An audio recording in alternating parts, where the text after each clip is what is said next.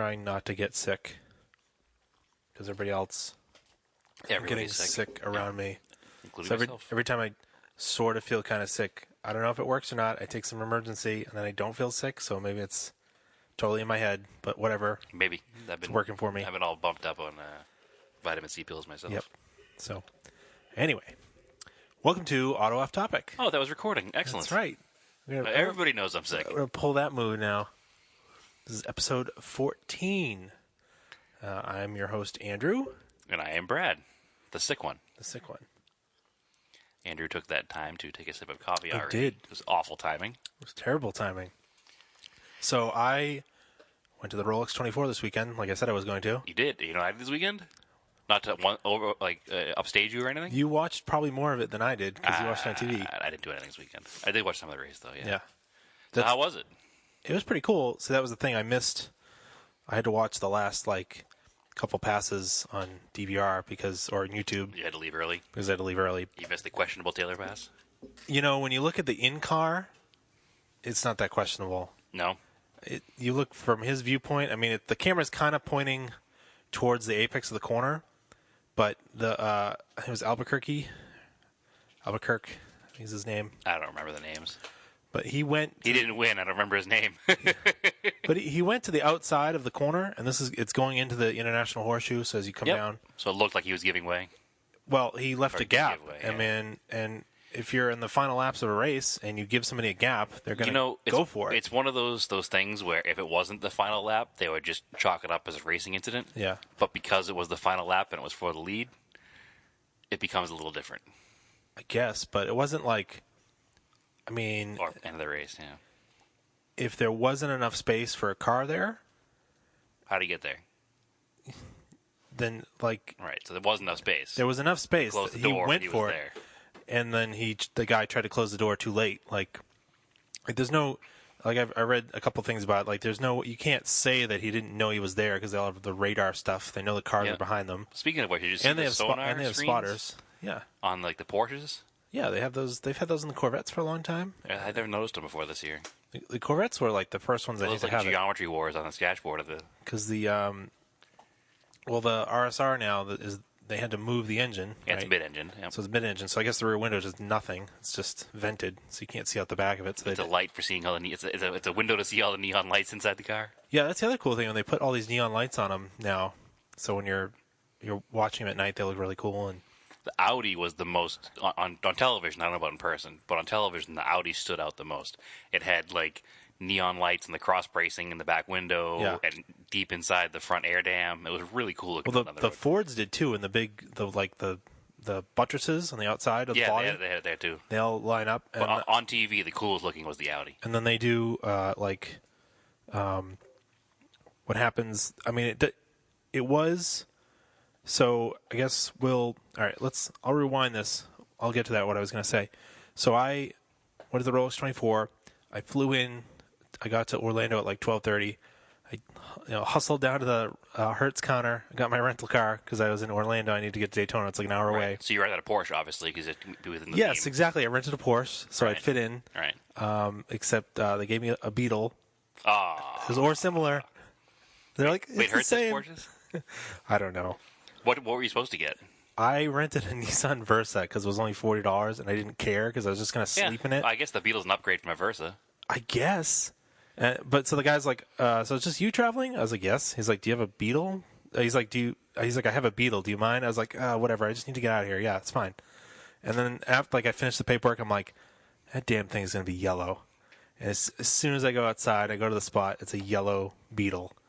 It's all right. If you're going to drive a Beetle, you may as well go all out. Yeah, but I was just like, I'm going to get murdered here in Florida driving a Beetle. Nah, you'll be all right. You got Florida plates. You're good to go. It was turbo, though. I was surprised for a rental car. But it's the 1.4 turbo. No, those are 1.8, I think. The new small engine is a 1.8. Is it? I thought it was 1.4. Quick. It was surprisingly quick. I thought it was the 1.8s have always been quick. I thought it was going to be the 2-liter 8-valve, which is a dog. They don't have that motor anymore. I think, yes, they do. Do they? Yeah. I'm way out of it on Volkswagen. But I don't. It must be a rental spec Volkswagen because you cannot tell me that the Subaru interiors are cheap. Like the inside of this Volkswagen was cheap. It was all piano black and plastic. It had the flattened, like the D style steering wheel, but no leather. It was all plastic. No steering wheel controls. It didn't have. So it was turbo. It had heated seats. The awesome, German super hot heated seats. Burn your butt off seats. No USB plug in the entire fucking car. No USB at all? No. It had an aux jack, no USB. That's awesome. Welcome to 5 years ago. Yeah, and then I forgot to bring.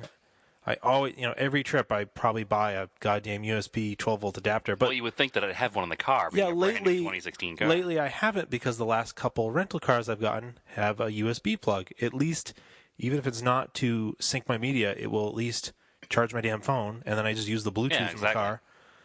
Which this car didn't have Bluetooth in. No. But it definitely had like an upgraded radio because it had different modes, but I'm like, there's no Bluetooth because there's no buttons. That's crazy. It's so dumb. Well, but otherwise, it drove fine. I don't think that the interior spec is any different between a regular one and a rental one. I don't think the materials will be any different. I don't know. It was cheap inside. It had like leatherette seats. The Beetle is supposed to be the people's car. But you're correct. I'll tell you, it is a 118. You can, it's like a C. It's something a C engine. I forget now. I don't know. I thought they were doing 1.4 now. No.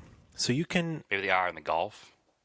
And so the other thing to be aware of. So if you fly into Orlando and go to Daytona, at least GPS will take you the 417, like a state road. Before you get 2-lane road. No, it's a good sized highway, three-lane highway. It'll take you over, and you'll eventually get to I-4, which pops you over to Daytona. But the 417 has like 4 tolls on it. It was like $4 worth of tolls. Which doesn't sound that bad coming from Maine and New Hampshire, where we pay that just to go up north. It's like $1 up and $1 down. On 93. Yeah. 95 is a lot more. What's 95 now? Well, it's $2, the New Hampshire toll. Oh, see, and up in the main I have turnpike. a fast pass, so I just forget. Right, but on the main turnpike, there's 2 or 3 75-cent ones. So. Yeah, see, I don't go up there that often. I do on the regular. Yeah, I'm always on 93. But yeah, it was like. Or we can skip it and go 16, and then it's $2 tolls on 16 too. So then it was 16 funny, shouldn't have tolls because it's only a 2-lane road. And then it didn't have a fast pass thing or anything or a pay by plate. So I went through like the first toll, and I thought I was in the like give your cash line, but I was in the exact change line. Oops. So it was like coins only. I was like, well, I have $1 bill. I don't think that works that way. I hooked it into the basket. Did the alarm go off when you drove away? No. I'll probably get charged for it. Yeah, you should probably look into that, because if you don't look into it, by the time it goes through the Hertz test and gets back to you, it'll probably be like a $35 thing instead of a $1 thing. I don't know. We'll find out. Yeah, whatever. So other than the fact that you were in a yellow Beetle that was the bottom spec car, so I literally. How was the weekend? So I mean, I hustled over there. I got to Daytona at like 2:15. So you moved then? I moved. Yeah. And I pull up, and I'm thankful for that turbo. Like I was so surprised because I'd never been there, and every racetrack I ever go to is in the middle of nowhere. This Daytona is right in a populated area. It's like Virginia Beach with a racetrack in the middle. Yeah, it's on a strip. So I pull up, and I finally, I'm driving around. I'm like, I don't know where to go because I got to go will call. And finally, I see like a sign that points like will call. I'm like, all right. It's like pull in. I ask this guy, I'm like, where do I get will call? He's like, oh, over there. He's like, good luck finding a parking spot. I'm like, damn it, because it's just people trying to get parking spots. They're parking. Race starts in 15 minutes. Right. So I cruise slowly out of that parking lot. I pop out the next one. There's a big sign, parking will call. I'm like, why didn't the guy tell me that? So I pull in there. The guy's Florida like, man. Yeah. The guy's like, yeah, it's will call. Just come back in 5 minutes or whatever. You can only park here. I was like, that's fine. I'll be right back. Yeah, that works. Go grab the tickets. That's all you needed. And then literally go on the other side of the block and into this. I literally parked in the last row outside of turn 4, and that's where I got to park for 2 days. Which is pretty much on the street. Yeah. Yeah, it's so weird. It's super weird. Yeah, I've been there before. I remember thinking the same thing when I got there. I was just like, what? We're here? Okay. Yeah. So, and then I get to walk in. You just walk in through the turn 4 tunnels, which are really small. They're not they can't be the only tunnels because there's no way you get a transporter through them. No way. There's got to be tunnels on the backside. So that's how you get in there. And, I got to see I basically walked in there doing the formation lap, and then it went hot. and it was going So you got there just in time. I got there just in time. I like it. Yeah, because my flight was delayed an hour, so... Now, I know there was a bunch of rain down there that weekend. Was it raining from the get-go, or was No, it sunny no, at no. the beginning? It was... So I get to Florida, and they're like, on the plane, they're like, oh, it's going to be 50 degrees and cloudy in Florida. Sorry. Yeah, welcome to Florida. Yeah. So, I get there, it was like 50. I was like, oh, this isn't too bad. Yeah, which to us in the middle of winter is comfortable. Yeah, overcast. I was dressed for it. And then it got a little chillier as the sun started going down, which that sucked too because it was overcast, so there's no sunset, which is always bad cool. for a photographer. Yeah, it's always cool to look at see sunset shots during like endurance races and Plus, with no sun, you have no golden hour, and you're there specifically to shoot pictures. yeah. And then the other thing too, I didn't realize that I'm so used to like Road Atlanta or Lime Rock, where you can just walk up to like these really low fences and take pictures. Yeah, not Daytona. No, it's got 6-foot chain link fences, and I see all these people with step stools. I'm like, damn it, I couldn't bring a step stool. Right. And I was very tempted to go across the street to the Target and buy Which one. is right across the street from the racetrack. Yeah, but I was like, well, what am I going to do with it when I go to leave? I'm going to like waste $20. Yeah, whatever. Just leave it there. It's totally worth it. Nah, I'm sure a lot of those people probably do that. There's probably like a used step stool sale the next probably. day. There were some that were like just kind of like chained to the fence. Okay. And I was like, I'll just... People just like They start saving their spots, maybe. Yeah, I guess so. It didn't matter. I was like, whatever. I'm just going to actually enjoy the race because a lot of times I don't actually watch the race because I'm taking pictures. Right. So I'll just enjoy the Well, you race. have 24 hours of time to take pictures. I'm sure you can get a couple good shots in 24 Yeah, hours and still enjoy racing. I took a couple, and then I mostly just watched it. And then it ended up being around, it started getting colder. And then it's funny because I thought I was going to have to eat racetrack food. And I was like, whatever, I don't care. It's at a racetrack. And then I was like, well, wait. There's a Target across the street. Where's the closest restaurant? There's an Outback, like right near I parked. So Which I'll excuse you for eating at Outback because you're in Florida, and that's where it started. So Yes, you're just eating the local fare. It's a local restaurant. That's right. And it was so funny because it was just I literally walked to the car, locked up my stuff, hopped the fence, and walked to an Outback. Like that never happens at a racetrack. It's so crazy. No, definitely not. Ate at the Again, bar. Florida's a different place. No, So you ate at the bar at the Outback? Yeah. I always had that weird thing going to a restaurant, like a sit-down restaurant by myself. No, I went to the I bar. won't do it unless it's a bar. Well, plus Not because I'm a lush and just want to get hammered the whole time, but I feel weird sitting at a booth by myself. Plus, I walk in. I'm like, "Is the bar open? Can I just grab a seat when it just opens up? Like, make sure they weren't like reserving or anything." She's like, "Yeah," because otherwise, like a 45-minute wait. I was like, "Yeah, I'll go sit at the bar." Yeah, I'm sure it's pretty busy at the Outback directly next to the 24 Hours of Daytona it's on race tons day. of car people in there. Yeah, everybody's wearing their like Steve McQueen golf jackets and shit. Of course. Of course. Whatever. I mean, people have like, you figure like there's Comic-Con stuff like that, but for car people, people are in a race. Yeah, you actually go to a race. Like that's kind of like a They are Comic-Con. yeah. I like it. It's like a convention for race enthusiats. You wanted to say nerds. Yeah, Car nerds, race car nerds. race nerds. It's all right. We self-identify Whatever. as car nerds. And I sit here holding a Hot Wheels car on the table. Yeah, and then it started raining probably close to like 10 o'clock, but it wasn't like that hard. It was just kind of misting, and then I stayed up probably till I think about 3. I made it till. Okay. And I just got too tired. It started raining a lot harder. Right. And then I just went and I slept in the car because it ended up most of the race through the night was under caution laps. So you flew to Florida, took a nap, and flew home. Basically. I guess I come to find out, talking to some people that usually go there, when the weather's a lot nicer, it's a fucking party all night. I can imagine. I mean, even Lime Rock is when there's no racing going on. Like the weekend events at Lime Rock. That's what I thought was strange. When I was walking around at like midnight, people were just kind of hanging around with campfires, but not really. Like there was nobody in the stands. Like the rain kind of killed it. The rain just killed it. And I mean, and that was the other thing I noticed. It was like I was like, oh, it's like a racing refugee camp here. It's like a full-on tent city, full-blown shantytown. Full-blown shantytown. All the fires going, the smoke. Have you done an overnight at Lime Rock before? You have, right? No. Oh, you haven't? No. Oh, okay. We should do that this year then. Yeah, I got the new truck. We'll have to do it now. And camp in it. Because it's a... The only thing that sucks is they don't have dogs. You can't have dogs at Lime Rock. So. Oh, I don't remember that. Mm-hmm. Yeah. I guess we didn't have a dog last time I camped there. Which is funny. I only saw one dog in Daytona, but I didn't see any signs that said no dogs. But I don't know. people must just know. Oh, it was raining and they're all inside the tents and trucks. Yeah. Glad I wasn't in a tent. It rained pretty damn hard. But I'll tell you, a full-size man can sleep in the front of a Beetle comfortably. Yeah. Well, I was tired enough. Yeah, you sleep anywhere. And at least they have the Raider and Duramax broadcast on the FM station, so I just listened to it. Yeah, and I had heated. Yeah, I left the heated seats on in the car running for like 2 hours while I napped. That's fine. Don't care. Rental car. The EPA's almost gone anyway. Yeah, all the cars running 24 hours. Difference does it make? Exactly. Your carbon footprint wasn't very big. So anyway, it was pretty damn cool. I think if you're gonna spectate, I bought a couple different tickets. They separate the tickets, so you can go to just the grandstands. You can buy just the infield. I bought both. It was worth it to buy both because it was neat to walk into the infield and then be able to walk into the pit. Now, when you have grandstand tickets, can you walk anywhere in the grandstands, or is it going to sign anywhere there? In the grandstands? That's pretty good.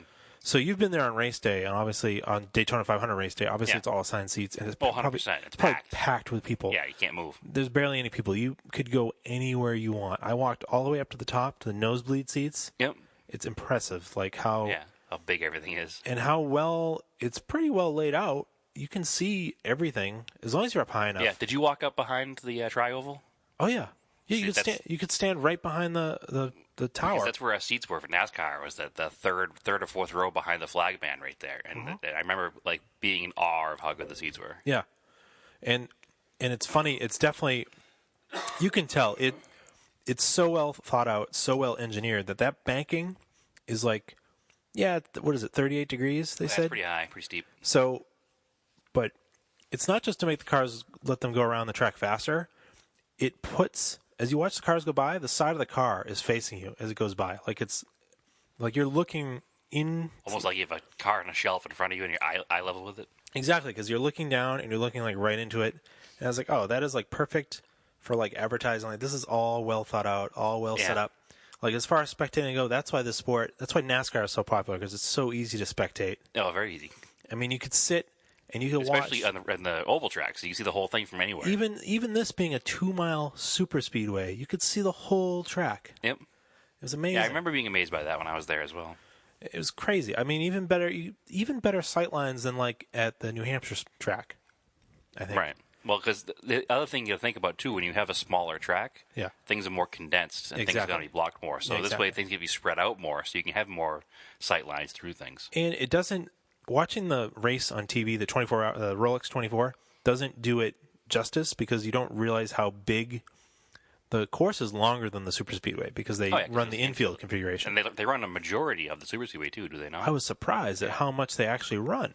Because they kick on turn 3, 4, and then tri-oval. So they come down. So say we're going to start from the start finish. They come in, and that's called the International Horseshoe, because if you look at it, it kind of looks like a squashed horseshoe. You go through that inner road course. So that's where they come off of the oval, right? That's where they come off the oval, right before turn 1. Go through the road course, come back on. Right after turn 2. Nope, right on at turn 1. Oh, okay. It's like a short little gap that they skip. That's it. Okay. They come right back on. Then they're into turn 1, onto the banking. Turn 2, they go all the way around. All whole backstretch. Well, the middle of the backstretch, that's where they have what they call that's the bus stop. Okay. They come down, they do the chicane because they don't want to run the whole. 270 miles an hour. They're still well over 200 when they come around the tri-oval. Yep. Absolutely. And then they run the rest of the road. They come back up, turn 3, turn 4, through the tri-oval, start finish, and they do it over again for 24 hours. That's crazy. So if you go up in the grandstands, those seats up there at turn 1 at the end of the pits. Mm-hmm. Those, I think, are the best seats. Because you get the highest speeds and a lot of the... You can see the entire pit lane. So if they come in for tires, fuel, whatever, you can see them exiting the pit lane. There's not a lot of space where they exit pit lane, because they have to exit pit lane and come out the backside, and they dump into the road course section. But where it goes in, so they're coming in, you probably saw it on TV, when they come down from the tri-oval, it gets very, very narrow there. So if there's a pack of cars coming, and then a car's coming out of the pits, even though they're supposed to be kind of far over to the left, there's still not that much space. So it's cool. You can see all that, and then you can see them do most of the infield course. You see them come out, and then you can watch them go away around the whole track. Excellent. So I think that's the best spot. But how much more was it just to buy the ticket for the infield, too? Oh, like $30. Yeah, I think it'd be worth it to do all of it. Yeah. Just to get different views. And you could 24 hours is a long time. It might not even been The grandstand pass might have give you infield. I think what I paid extra for was paddock access. Okay, it's like a pit pass. Which is totally fine because it was kind of cool. And right before I fell asleep, I walked through, and one of I think it was the 66 Ford GT was in there, and they had some collision or something. They were trying to swap all the body panels, and it was. I mean, it's just I saw funny. the picture you put up with the like carbon fiber. so many people working on this car trying to get the carbon fiber, and the panel, the rear bumper panel, wouldn't fit, it wouldn't lock in. It's probably a hand-laid piece. Yeah, they're grabbing the grinder, they're grinding it, and the guys are hitting it with mallets to get it in. It's like a bunch of guys in a body shop hanging a Keystone fender. Yeah, so awesome. Crazy. Aftermarket parts don't fit anywhere. Yeah. So it was totally worth the trip, though. Oh yeah, it's worth it. It's definitely worth it. All right, I definitely want to go. I'm still jealous. I didn't get to watch much from the house because there was just so much going on that weekend at home. Yeah. And I missed the end of the race myself because I had a customer who was looking at one of the cars for sale. So that's what stunk because it got sunny right after I left. As you were leaving.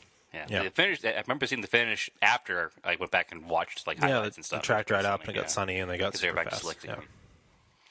But although seeing it in the rain is kind of cool too because you get a different view with the rooster tails on the tires and the stupid open cockpit cars. That must be hell in the rain. I guess it's the last year for them, so they're basically just whatever. But I don't know. They shouldn't even let them run. That was what was fucking up. Those things kept They're spinning. Missing the bus stop and stuff, right? Yeah. Not the bus stop. The International Horseshoe. Yeah. They kind of missing the turn and carrying off into. Well, towards the middle of the night when it was raining, a bunch of cars were missing a braking point and just kind of going off into the runoff. And you could watch it. You could watch it happen over and over again. Rejoin. Yeah, but whatever. Apologies for clearing my throat. It was cool. I mean, the GT40s sound interesting in person. Yeah, that twin turbo V6. Yep, they're very quiet. Turbos make great mufflers. They do. The Cadillacs and the Corvettes. And the wide open LS motors are but even the Corvettes are even louder than the Cadillacs. Are they really? But the Cadillacs are pretty loud. But that was cool. They're also some of the best looking cars out there. The Cadillacs are awesome as far as the prototype style cars go. Yeah, I like the wheels on them too. I don't think I noticed particularly the wheels. Yeah, wheels are cool looking. I know you got one really good shot of one of them going around the NASCAR oval. Mm-hmm. But so anyway, totally worth it. It's good to see that endurance racing was that competitive, over the whole 24 hours. Right down to the end. That doesn't usually happen like that. Especially for the first race of the season. Yeah, which is another reason I was so upset that I had to miss it because obviously it was work. I had to sell cars, but I wish I was watching it live. So the next one is Sebring. I've never been there. I probably won't go this year, but no, that's maybe next year we'll go to Sebring. The year after we'll both go to Daytona. Yeah, that's pretty neat. And then, but it's totally different than Lime Rock. I mean, Lime Rock is a mile course. It's a 3-hour race. That's a total sprint. Mm-hmm. And it was also way, way louder at Lime Rock because the cars are smaller and they're closer to you. They're just going round and round and round. And they're closer to you, too. And they're closer to you. It's a smaller area they're all in. It's not the big, wide, open area that isn't at Daytona. I mean, that was part of the fun part. I just kind of sat there for a couple hours watching the cars. I just had my earplugs in. I was by myself. You just sit in the stands and everything kind of shakes from the noise. And it's like a massaging grandstand. It was very relaxing. Well, when I've been there, like I said, I was there on NASCAR, and it was anything but relaxing. No. Because it was just loud as could be, and there was a bunch of uncouth people around you spilling beer all over the place. Everything is brand new in there, though. So did you have, the metal, fold-out seats? No, just grandstand style, metal seats. Yeah. Same as, loud and just a metal bench, and that was it. Yeah. No, these are all new fold-down seats. Theater-style seating? Theater-style seating, yeah. Oh, excuse me. And they, I think the coloring, where it's the multiple colors, green, red, blue, white, I think it's when you look on TV, it looks like the stands are always full. Oh, really? Yeah. No, they used to be all silver before. That's my other theory. But anyway, moving on. You had some project car updates. A couple minor ones. Yeah. We got the cylinder head back to the machine shop. Yep. They cleaned it up, got it all ready to go. Cleaning some of the carbon out of it, and they found 2 cracks. So there's 2 cracks in the 2 middle cylinders in the middle of the combustion chambers. Boy, the metallurgy on these heads for these trucks were terrible. Yeah, it's not wonderful. So now I have been getting a few different opinions on what I should do, and it seems like I should not take the chance and run the head. Probably not. So sources say it should work, but the question is how long will it work? It will work. Yeah, the question is how long will it work, and is it worth it? So you're just gonna have to take it off again. Right. Now I need to decide, is it worth it to send that one out and have it welded? Or is it worth it to just buy a new one? So I got to get some pricing on the comparisons there. A friend of ours has a brand new Mitsubishi one, like a brand new factory part without jet valves. Yeah. I don't know what he wants for it yet because it's a brand new NOS part. So it might be out of my... The truck doesn't really deserve a brand new NOS part kind of thing. It's not that nice. You're maybe... I mean, you're almost halfway to a quarter of a way to a nicer one. Yeah, what do you mean? Spending like $400 on a head. Yeah, I only spent like $500 on the truck. Yeah, exactly. But that's like... But at the same time, I have the truck, and I have to pay to register it, insure it, taxes, all that stuff. I bought another one. So I do want to keep the truck. I don't want to throw it away. It is a decent truck. I guess this is why it was in the junkyard. No, but that head wasn't from the junkyard. No. It was in the junkyard because somebody had the firing order wrong and it wouldn't start. Yeah. So it's only needs a head now because I overheated it because I'm a dummy. Yeah. So anyway, so I'm not sure where I'm going to go with that yet. I could buy a brand spanking new cylinder head, aftermarket cylinder head for like $300 to $400. I don't know what to do yet. Stay tuned on that one. I dig it. Turbo swap it. No. Turbo swap it. Pay the money to do it, not do it. I did get a sticker on the new... Just let me take the engine out of the steering and I'll just do it. No. I don't want you to do that. I want to finish this narrating eventually. I did get a sticker on the new pickup truck. Yeah. They had to take the tint off the front windows because it was... It was a Florida truck. It was a Florida truck. It was super dark. Legal down there, but not up here. It showed up as 17% light yeah. blocking or whatever. It's 35 here. Is the... Yeah, 35 is the limit of 17. So they had to take it off. I don't blame them. It was kind of ugly anyway, so we took it right off. It was kind of purpley. Yeah. My father's TR3 came back from the shop today. Yeah. He sent that out to a specialist to have some work done on it because he's having some engine issues. And that thing is 100% now. Yeah. So that's awesome. So the plan... actually drive it? The plan with that this year is... You get overdrive for it? No overdrive. It's still just a 4-speed. But we decided... Oh, since you'll have the trailer, you can trailer it to places? Hey, here's what we decided to do this year. We haven't decided to do it. We're discussing doing it this year. In Virginia, there's the British Reliability Run. Yeah. It's an all-British, pre-whatever year, and this fits in because it's a 1961 TR3. Yeah. Through, like, the mountain range areas of Virginia, West Virginia area, and it's like a 500 or a 600-mile round trip. So you start at one point, you rally through the mountains, and go back to the same starting point where you finish. Mm-hmm. So I think we're going to try to make that happen this year. So, not sure yet, but that's a hopeful cause. My father and I are both into it. It's just timing and money-wise, making it work. Wear, like, tweed jackets and Oh, yeah, we'll do it all scarves. up right. We'll put a little picnic basket in the back on the luggage rack in the trunk and call it a day. So I haven't done anything to any of my vehicles. Even flying back and forth from Florida. Mm-hmm. So nothing. But I did, before I left for Florida, I made a little run to Target. Exciting news. Yeah. I had to get I wanted to buy a little extra thing to charge my phone up with, like a little auxiliary battery. Yet not a USB. Yeah. Because he didn't think he needed one.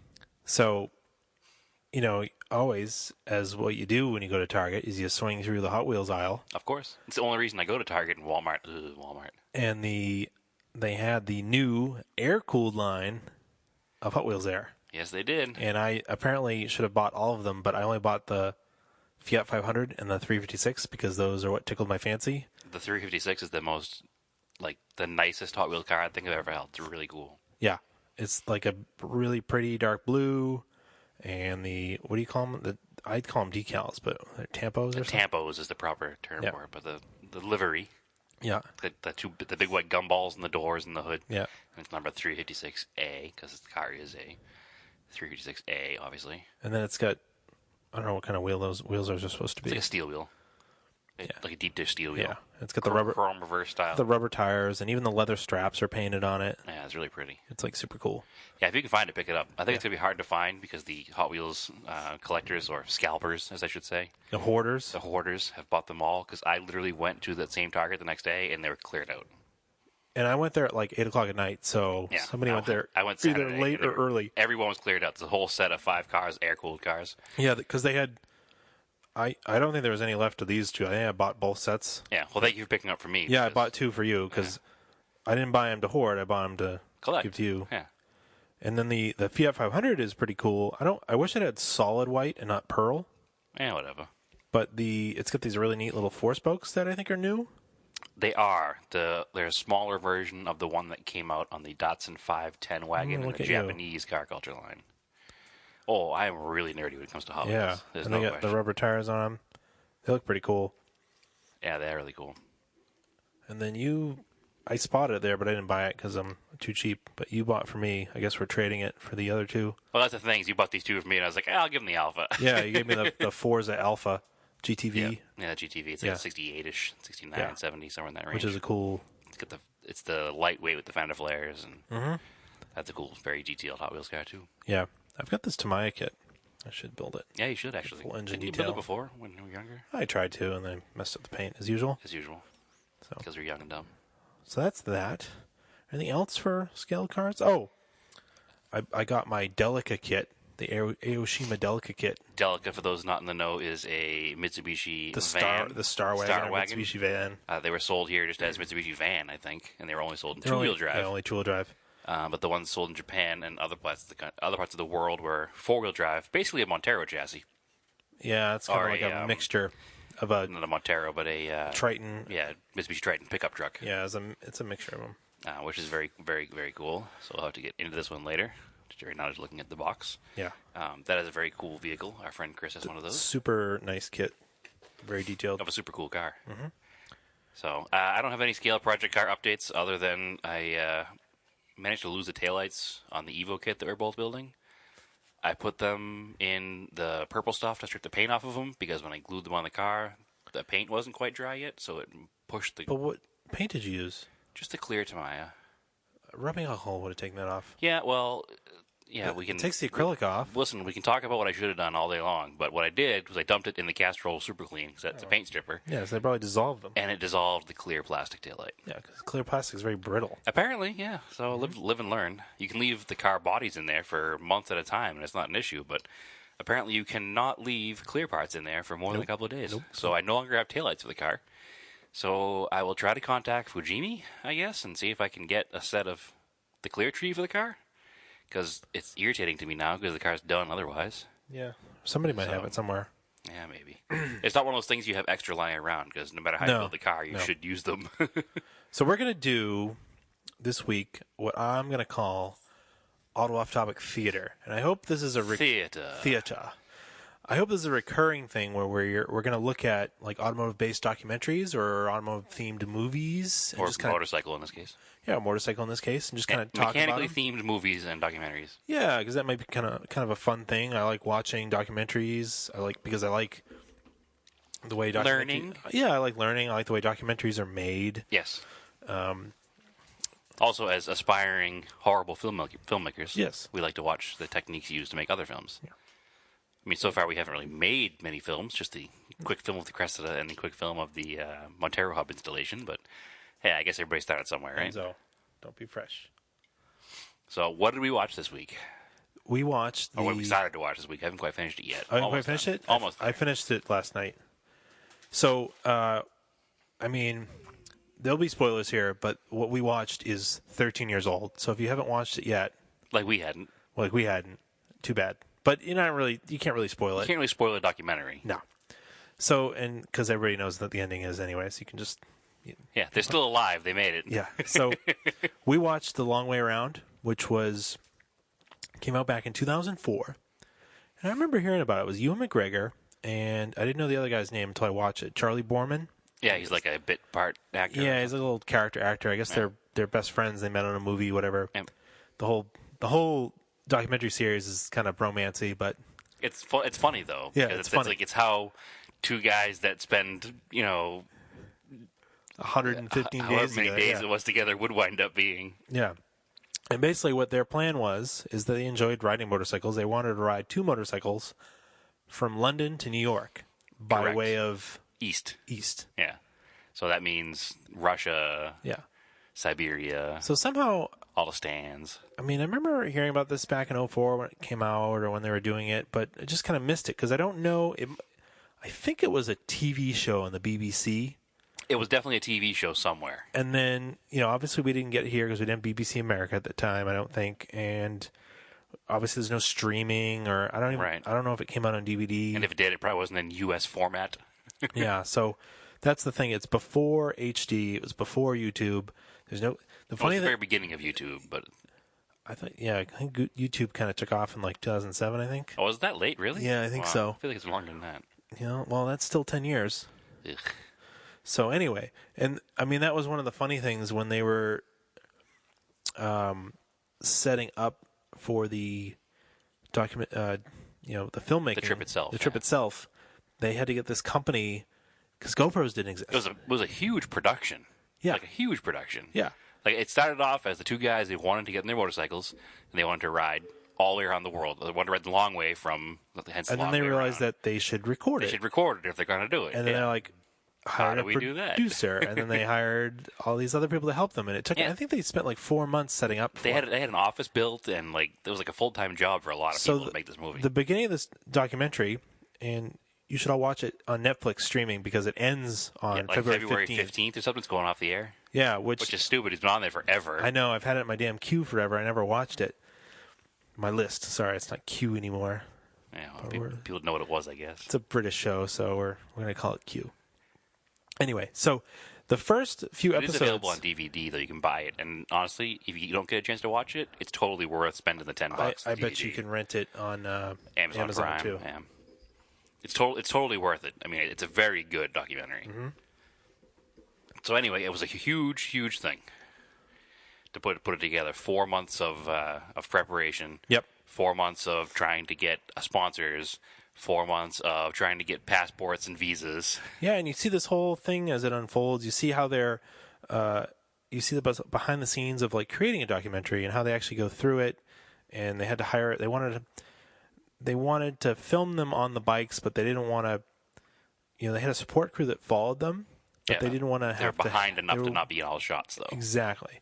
They wanted to be there when they needed them, but not be there, like obviously there. Yes. So they hired a cameraman that could ride a motorcycle, and he would ride the third motorcycle with them. Yep. So he'd scoot ahead, shoot pictures of them coming by. Yeah, exactly. So driving away. So it's kind of neat to see how they did that. And then they did little... he's like the unsung hero of the whole thing, though, because he doesn't get any airtime, and he rides all the same roads they do. He gets some, I mean... A little. But he's important, though, because, I mean, a lot of times you hear him, he's asking them, like, what's going on? What's, like... Yeah. Are you mad at each other? Like, it's very important. Like, you don't realize how important that is to making a good, film. Like, you just have to film everything that's going on, yeah. And then that's how you... And then it's done in editing, I guess. And it was kind of neat. Then the support team has Mitsubishis, which was amazingly awesome. So they've got super cool trucks too. Which they started out with 2 Tritons, and then they were down to 1. I don't remember having 2 Tritons. I thought they had 2 Tritons. No, they had 1 Triton and 1 Montero from the start. Yeah, an L200 and 1 Montero or Pajero. A Pajero. They call it a Pajero in the show because they're English. Diesel. Yep. So that was pretty cool. Yeah, it's cool because it shows how capable those vehicles really are. Because they're basically stock. Yeah. They were stock. They had stock, like, they weren't lifted. They had all kinds of extra, like, racks and stuff for holding extra fuel, and they had snorkels. Yep. But mechanically, they were pretty much stock. Like an Araby bumper, and that was it. Exactly. And then but anyway, let's go back a little bit. So the beginning, their celebrity, I think, kind of got them a little extra privilege because they were courting KTM, they're courting BMW. Right. For adventure bikes. Yep. And then it was really interesting when they were talking to, like, the KTM people, and they're like, no, you're not going to make it because you've never done it before. You're not going to make it, so we're not going to give you a bike. Yeah, we're not going to give you a bike. Yeah, they were pretty pissed. Yeah. And then it was like, they're like, fuck them, we're going to show them. Yep.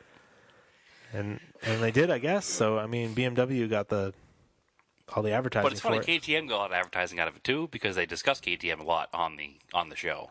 And I think that when this came out in 2004, it was really the beginning of KTM even being sold in this country. Yeah. So it would have been huge for them, marketing-wise, if they could have But they didn't, so BMW stepped in, and that was kind of cool. I didn't know BMW had a technical off-road riding school in Wales. I think is it bigger in Europe, like off-road adventure riding, maybe? It must be, but they had a really cool, 2-day school they went to that BMW runs. Yeah. Where they get to ride BMWs and learn how to ride them on the technical situations. I mean, Ewan McGregor isn't that he can ride a motorcycle, but he's not as good as... He's not a dirt bike rider. Yeah, I guess Charlie Borman, since he was a kid, was riding dirt bikes, so he's a lot better. And you can see how difficult it is to ride these bikes in the terrain they're riding 1,000 cc's? Yeah, I think they're 1,000 cc's. Twin cylinders?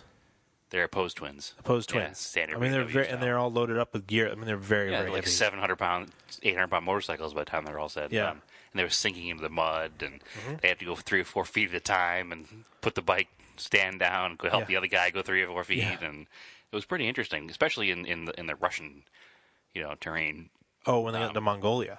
Oh yeah, Mongolia was a mess. So, obviously, I mean, it was pretty much a cruise until they got to like Mongolia. Yeah, all through Western and Eastern Europe was easy. Yeah, and even through Kazakhstan wasn't that much of an issue. Oh, I thought what was interesting was, without getting too political on this discussion, the whole Kazakhstan, Uzbekistan, Syria, everything that's going on now in the world. Yeah, 2004 wasn't that long ago, and it was so much more peaceful in that part of the country. Well, the Iraq War was going on in 2004. But they didn't go that far south. No.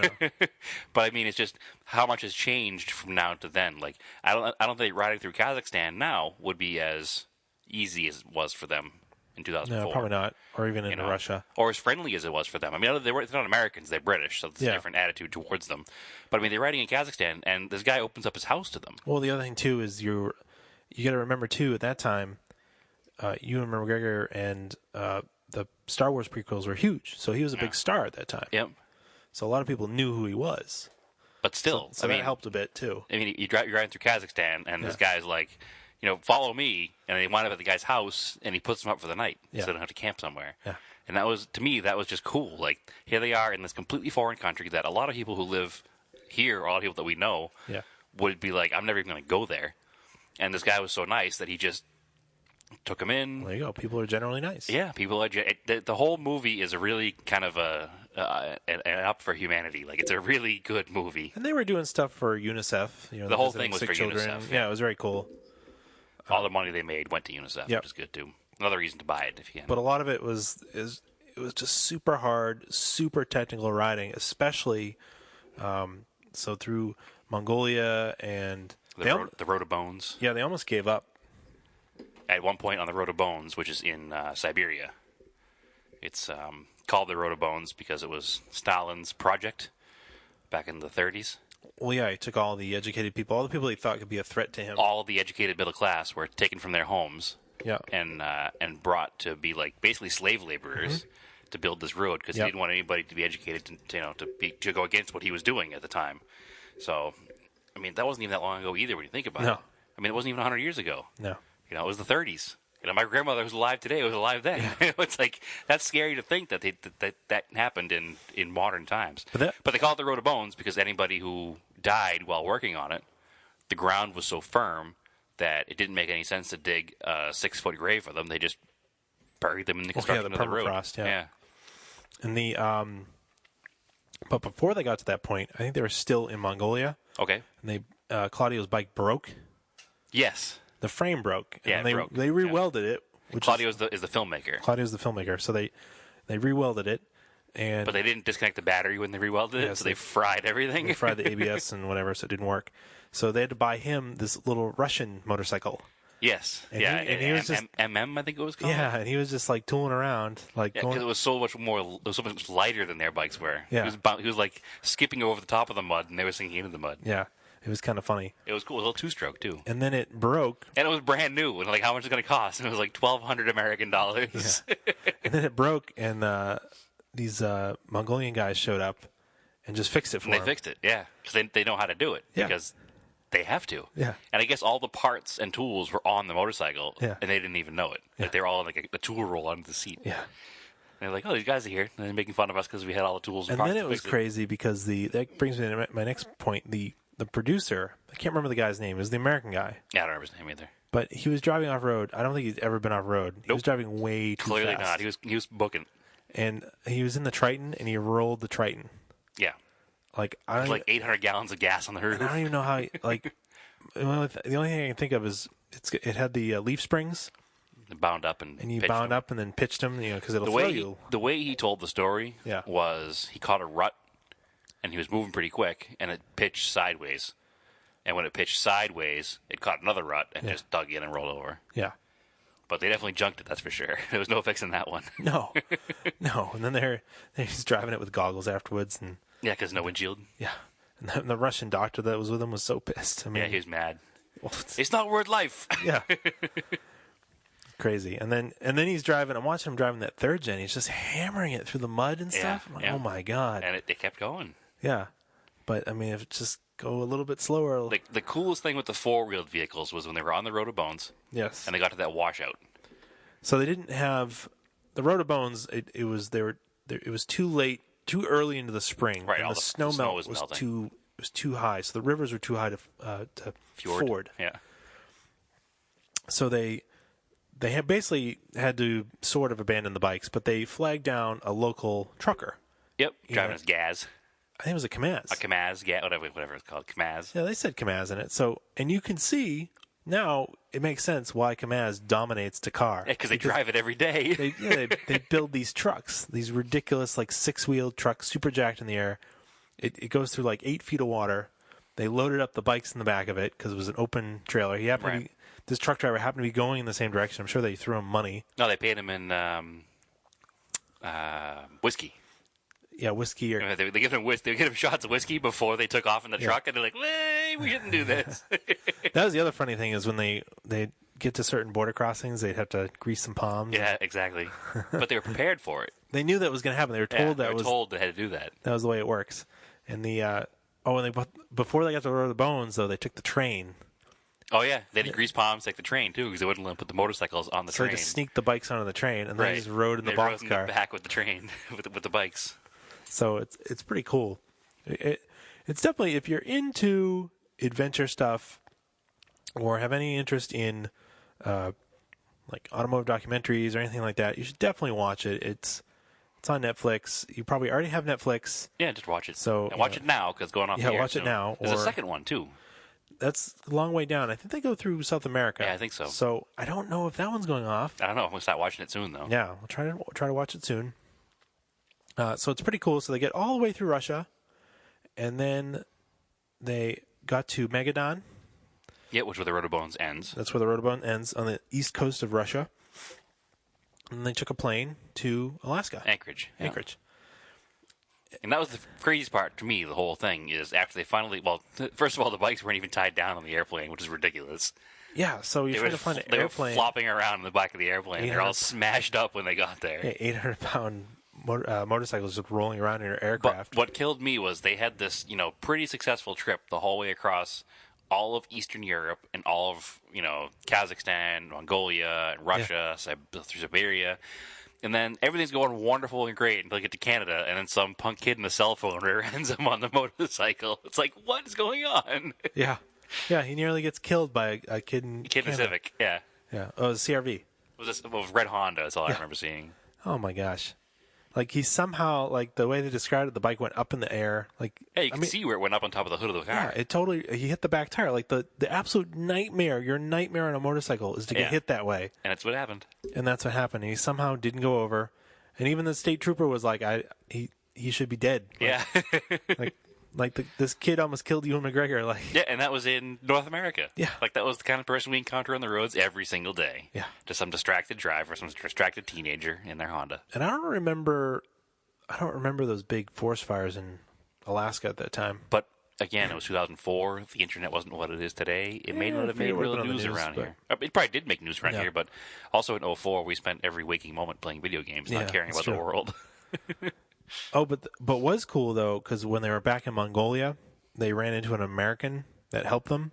Yeah, the one who went to market with them and stuff. Yep. And he had that medallion that he wanted them to give to his sister in Missouri. Yeah, I haven't quite got to that part yet. Did they get there? Yes. That's cool. So they give it to her. That's pretty cool. Then they keep it's basically once they get to America, it's kind of like whatever. There's not much drama. Well, that's what I figured. There wouldn't be any drama either. And then the first episode, the second episode, where they're in America or North America, they get hit by a car. And then, so before they go to make it to, when they finally get to New York State, Yep. this is what really dates it. When I saw this part, is that they visit the Orange County Chopper guys. It's like, but then back in like '04, that was a huge show. Unfortunately, ruined motorcycling forever. For whatever reason, that was the show. It was the first of its kind, I guess. Yeah, I guess it was still unfortunate. I mean, it was kind of cool. Like they liked. I think Ewan McGregor ended up buying one of those bikes. Okay, well, because he has plenty of money. Yeah, he has tons of money. Disposable income at that point doesn't really matter. So, and then it was kind of neat because they all got together and then they just rode down to New York City. Oh, they rode with the Chopper guys? Yep. Ugh, I didn't even want to watch it now. No, That it's cool. aggravates me so much. No, it's cool. It's cool because when they're not, they're probably very normal when they're not on that show. The man has a mustache that looks like, what's his name there from WWF in the 80s? Hulk Hogan. I don't think he's normal ever. They seem pretty normal when they're just talking to him. Yeah, I'm sure they are. So a lot of that show was scripted for Discovery Channel, which was one of the reasons that I hate it so much. Other than the fact they make ugly, terrible motorcycles. So I mean that was pretty cool. And then of course they put the bikes back on a plane, flew them to London, and they finished. Excellent. So I'd say that is definitely like probably one of my favorite automotive documentaries or vehicle-based documentaries I've seen in a while. Yeah. And hopefully we'll do some more because there's definitely some newer ones that are on YouTube. Oh yeah, we had Senna was a good one, and what's the one with Nicky Hunt? I'm sorry, Hunt and Lauda. Well, that's Rush. Rush. That was like it's not really a documentary, but it's a was dramatized true Hollywood story. Yeah. Did you see that? I have not seen that one yet. No. That's a fun one. I don't know how to watch that. Yeah. No, that's a fun one. I don't know why I haven't seen it. I haven't seen it yet. But I think there's stuff like was it Expedition Overland? Yeah, XO. That's the YouTube channel.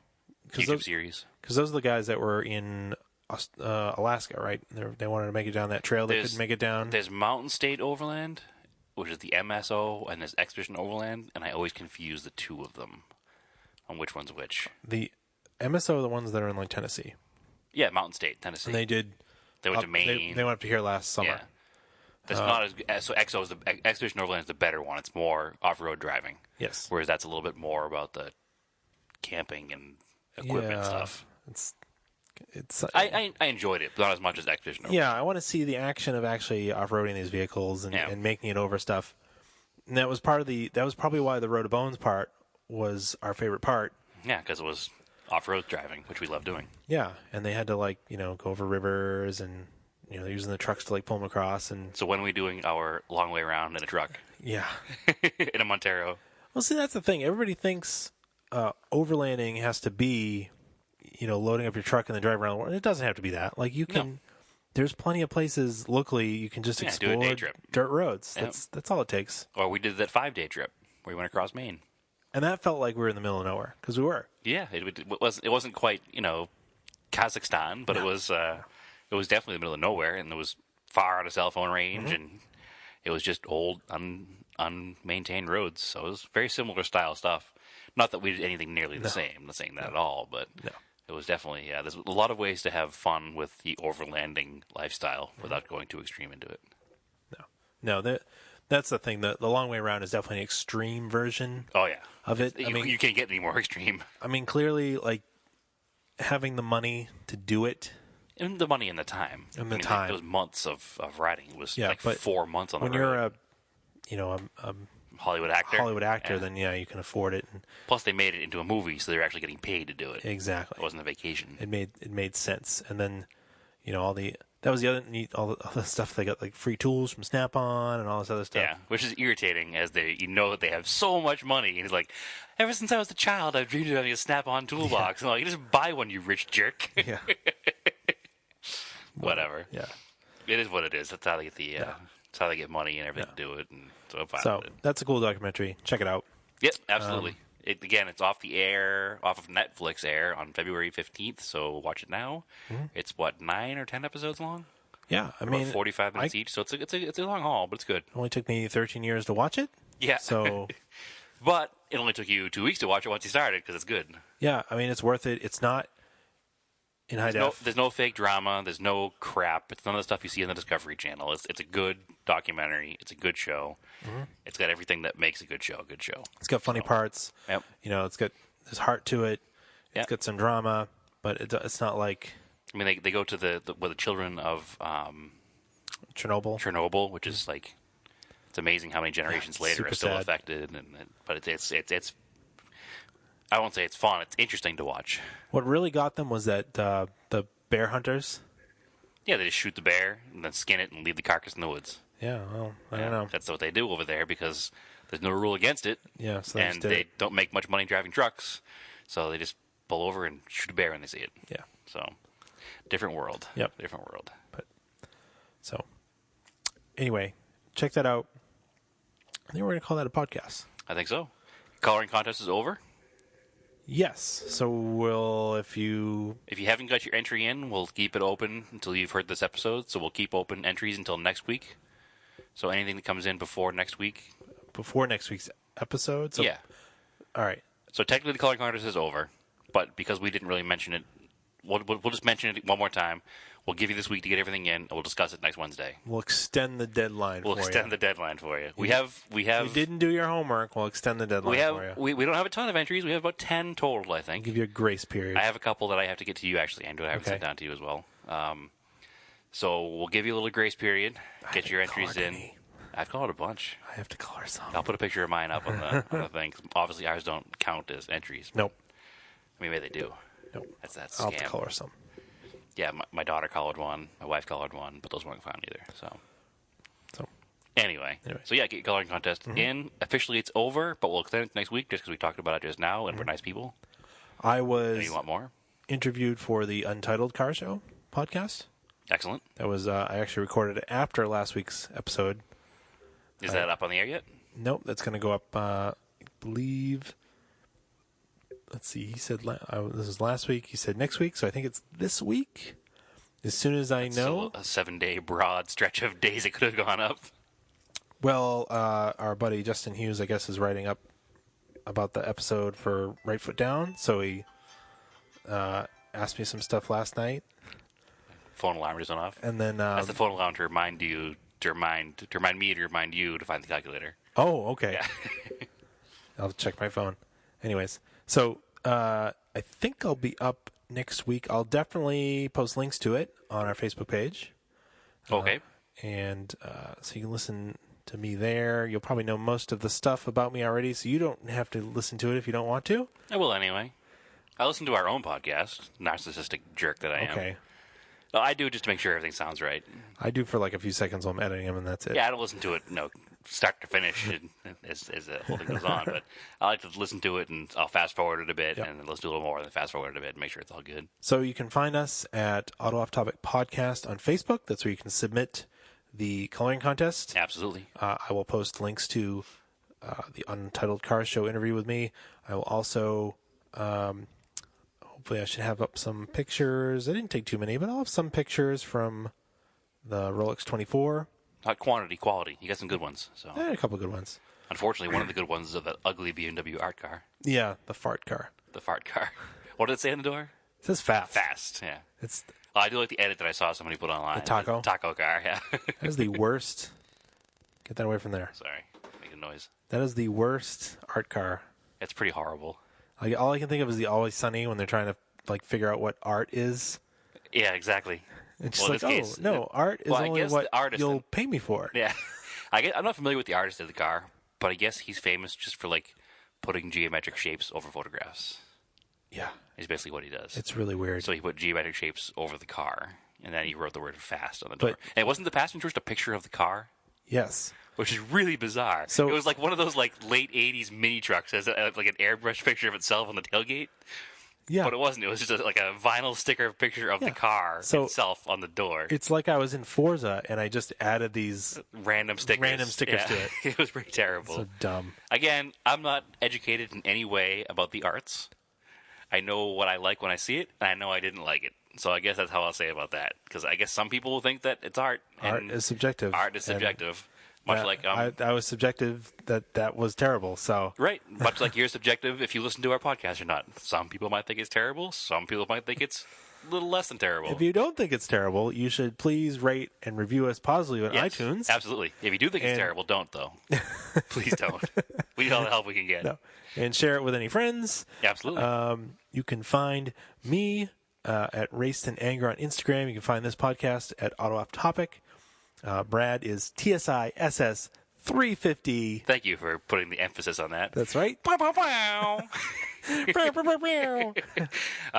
also, yeah, my business is Vintage Imports of New England, which you can find me at Vintage Imports NE on Instagram and Vintage Imports of New England on Facebook. You can see my Monteros for sale up there right now. It is. You can do your own Rotorbone strip. That's right. You've moved several cars out of inventory. I have. Another one going tomorrow. Fingers crossed. Yep. So hopefully those are more stuff coming in. All set. Soon. We'll get some more cars soon. Maybe of the Porsche world. Maybe. Thinking. We're thinking. Maybe. We'll see. We'll see. Anyways, thanks for listening, and keep your cars analog.